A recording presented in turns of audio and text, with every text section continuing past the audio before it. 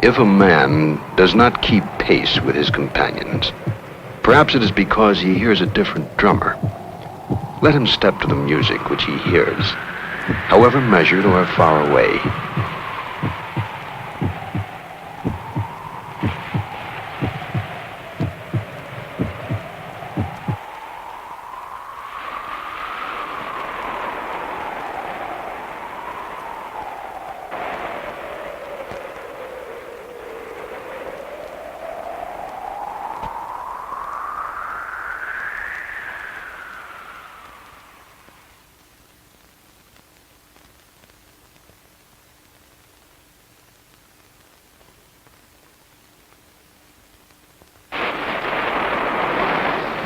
During that moment of time, you stepped across the threshold separating sound and silence.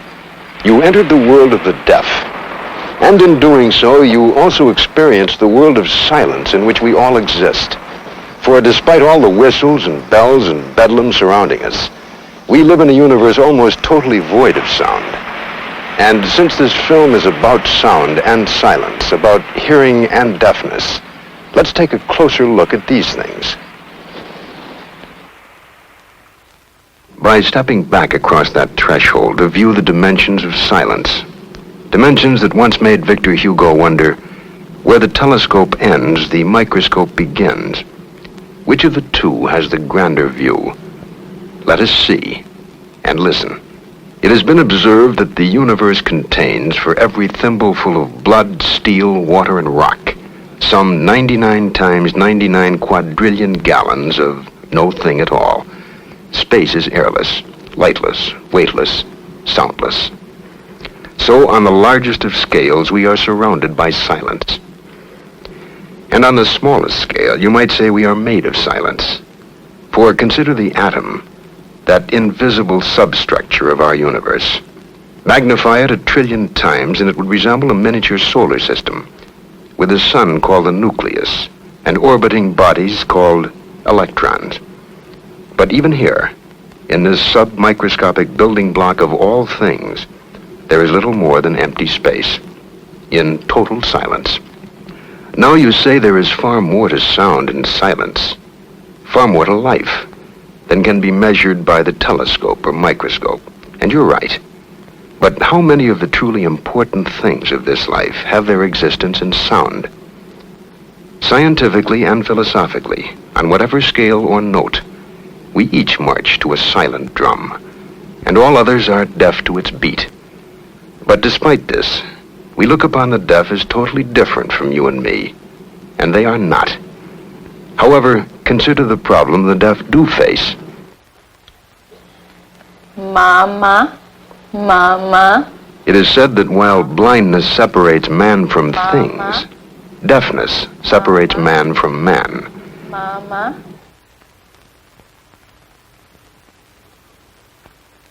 So the problem is not that the deaf are different from those who hear, but that they are separated from them. They are problems that cannot be expressed in statistics. In pure numbers, the deaf are one of the smallest minorities. There are now about 50,000 school-age deaf children. As adults, about 70% of the deaf are underemployed, and most are paid less for doing the same work as the hearing. Consider the case of John Kubis, a full professor of mathematics. He is respected by his academic colleagues as a gifted, innovative educator. Professor Kubis is also totally deaf, and while he cannot even hear the words he speaks, he can speak quite authoritatively on the problems of the deaf. As the saying goes, he has been there, and still is. First thing we do is get this. When I was 12 years old, I became sick and lost my hearing. I have never heard anything since then. It has been a long time. But I stayed in school, and because I always had done pretty well, I wanted to become an engineer when I finished. I applied to several colleges and universities, which accepted me at first. But then they found out I was deaf, so they did not want me. Well, I suppose that is the way things were. That is the way things were. A brilliant student they refused to teach. A combination mathematician and trained welder employed as a sweeper. But as Professor Kubis puts it, that is the way things were. Finally, in 1965, something was done about it, without much fanfare. Congress passed into law a bill calling for the establishment of a National Technical Institute for the Deaf, not merely to train deaf students, but to explore whole new horizons in education. The institute was to be funded by Congress through the Department of Health, Education, and Welfare, and operate as a part of an established institution for higher learning. On June 8, 1965, President Lyndon Johnson signed the act into law and said this of the newly created National Technical Institute for the Deaf. This institution will help to meet the needs of hundreds of deaf young people, both students and adults, who want to be and can be trained for various technical occupations and placed in very useful careers. Deafness is not and need not be regarded as the handicap that men thought it was in the past. Given the opportunity to learn and to prepare themselves, the deaf can fill a wide array of useful and important positions in our industry and our professions throughout our society.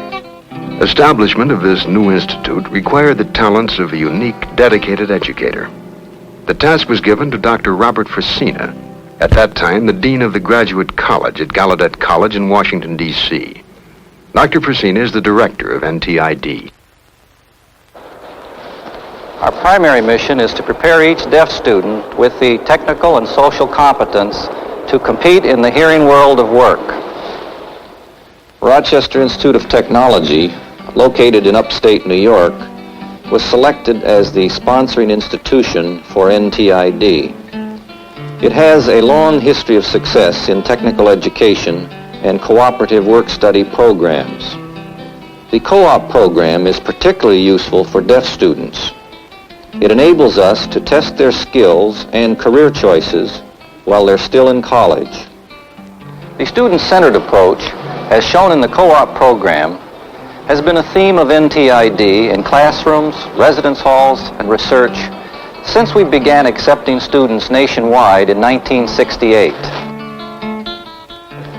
Many faculty and staff are selected because of their strong technical backgrounds and practical industrial experience. This helps the academic program keep pace with the needs of industry. We also benefit by having NTID located on a college campus planned primarily for hearing students.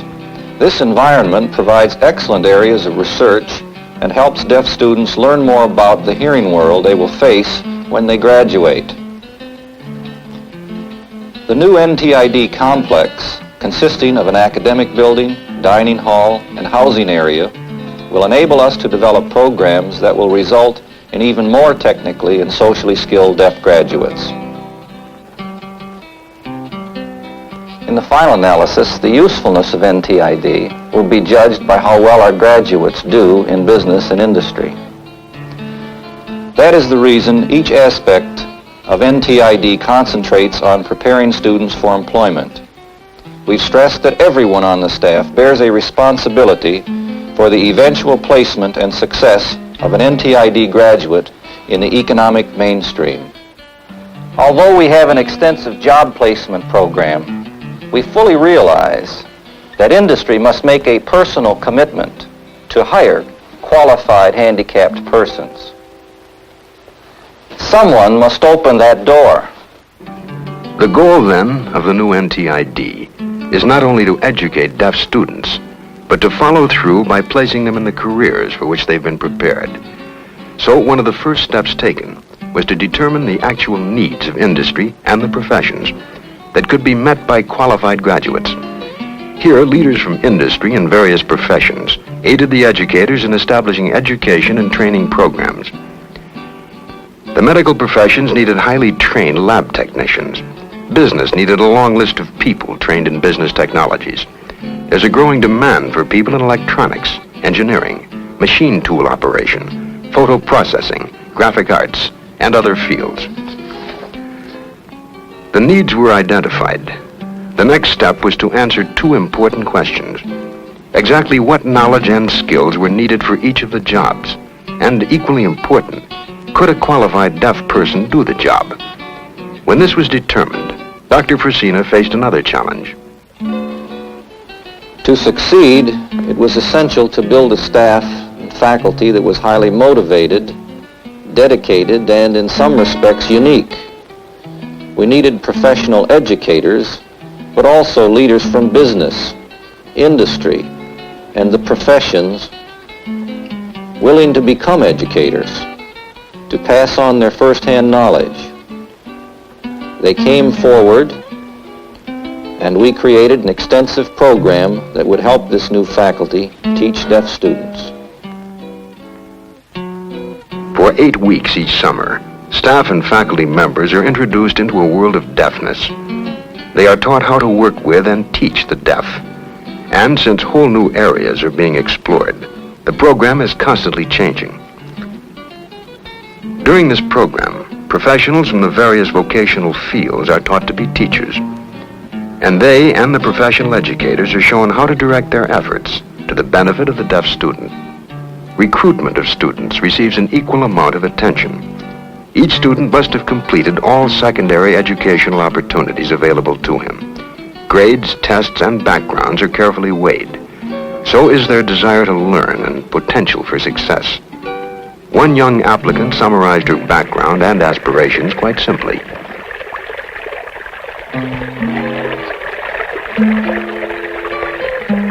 When I was a young girl, I sketched the animals and landscapes.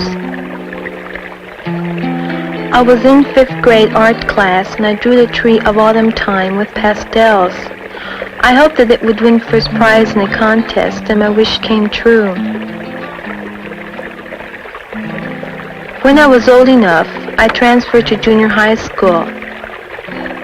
I received an award for artwork I exhibited in Pittsburgh.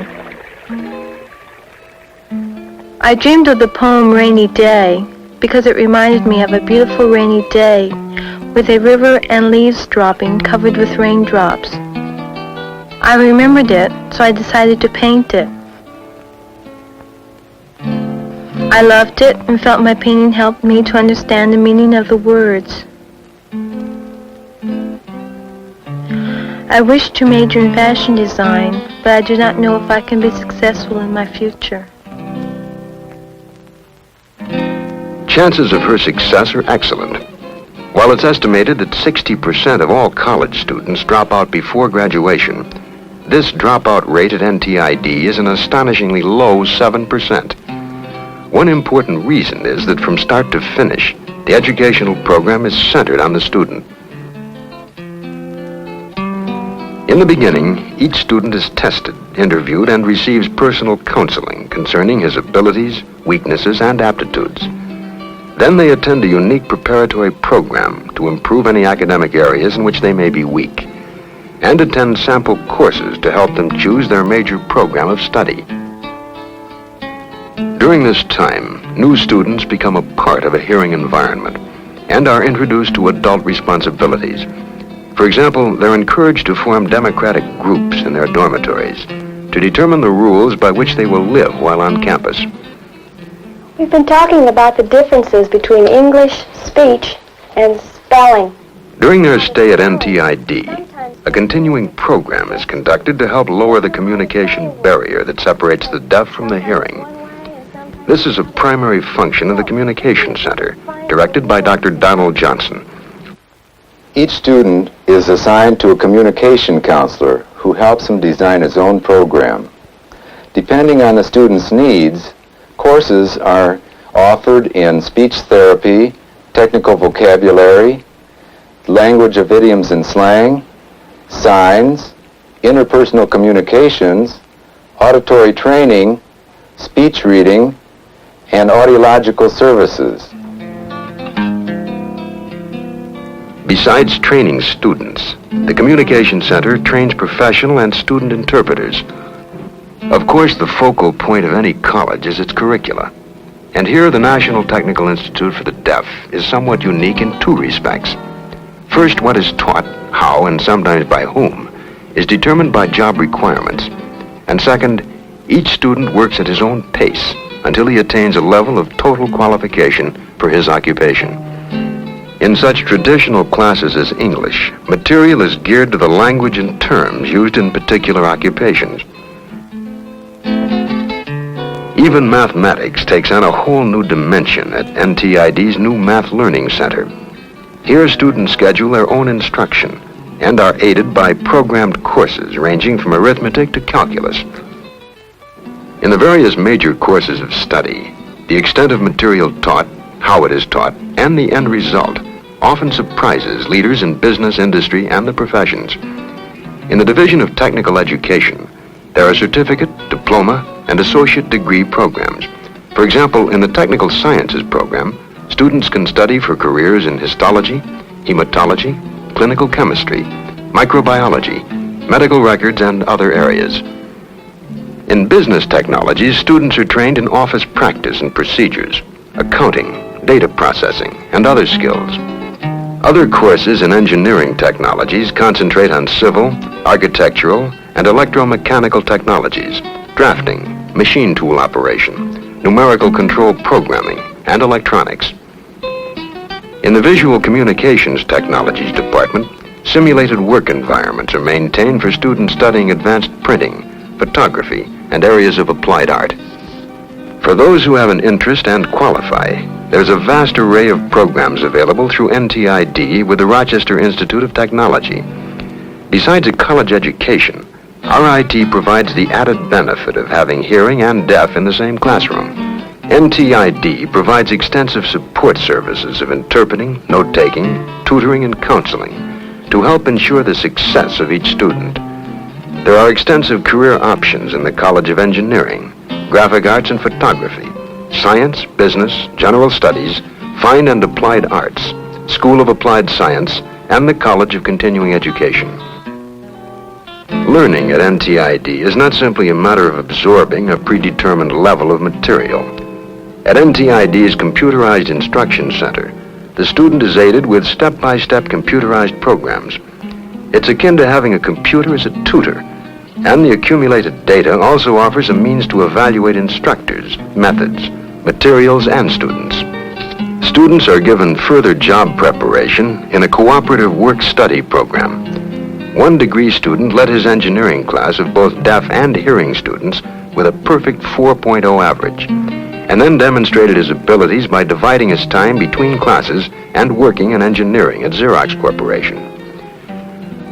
While deaf students receive more, they also give more by doing important community volunteer work, often with the young, the old, and the handicapped. And as though to dramatize that their own handicap can be overcome, many NTID students excel in theater productions. What one critic said of the National Theater of the Deaf can also be said of the NTID students. A troupe of players faultlessly trained, nimble and poetic, with hands that dance.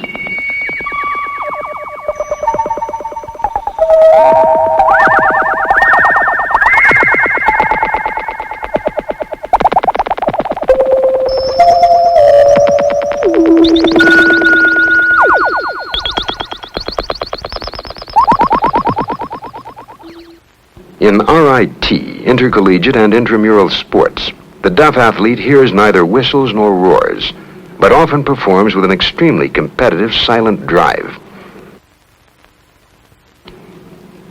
In this new world of the deaf, it can truly be said that the best books have not been written, the best race has not been run, but in the final analysis, the success of the National Technical Institute for the Deaf lies in our world of the hearing. As Dr. Fresina has pointed out, unlike most colleges and universities, NTID cannot afford to leave employment to chance. Our specific mission and professional commitment is to prepare each deaf student for a responsible role in the hearing world of work. When the NTID graduate enters our hearing world of work, he brings with him a little less and a little more than other college graduates. While his ability to communicate is less than his hearing counterpart, that handicap is usually offset by more important factors, such as reduced absenteeism and a high degree of productivity. Of course, problems still exist for those who step to a silent drummer. A deaf student may be technically qualified, but will business and industry accept the challenge and provide the opportunity? At best, it's an uphill battle. For Lewis Carroll once unknowingly described the world of silence as a place where you must run to keep in the same place, and run twice as fast to move on.